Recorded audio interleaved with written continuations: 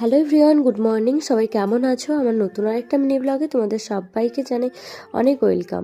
দেখো, সকাল সকাল চলে এসেছি হচ্ছে রান্না করতে উনুনে। আজকে সকাল থেকে কি রান্না করি না করি সবটাই তোমাদের সাথে শেয়ার করব, চলো দেখতে থাকো। এখানে দেখো প্রায় 6-7 রকমের শাক একসাথে কেটে ভাজা হয়েছে। তারপর বাবা দেখে এদিকে কুল পাড়ছিল, তাই চলে আসলাম। আর কুলগুলোকে দেখো, দেখতে কি সুন্দর লাগছে। তো এগুলোকে তো আমরা শিলাকুল বলি, তোমরা কে কোন নামে জানো অবশ্যই জানিও কমেন্ট করে। আর কুলগুলো জানো তো, খেতে কিন্তু প্রচুর পরিমাণে টক ছিল। তো আমার মুখ দেখে অবশ্যই তোমরা বুঝতে পেরেছো।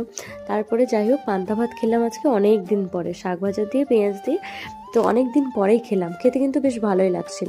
তারপরে দুপুরে রান্নাবান্না করতে চলে এসে সবজি টবজি সব কিছু কাটাকুটি করে আজকে রান্না করেছি হচ্ছে চিকনি শাকের ঘন্ট, বেগুন ভাজা, শাক ভাজা, আর হচ্ছে মাছের ঝাল, ভোলা মাছের ঝাল।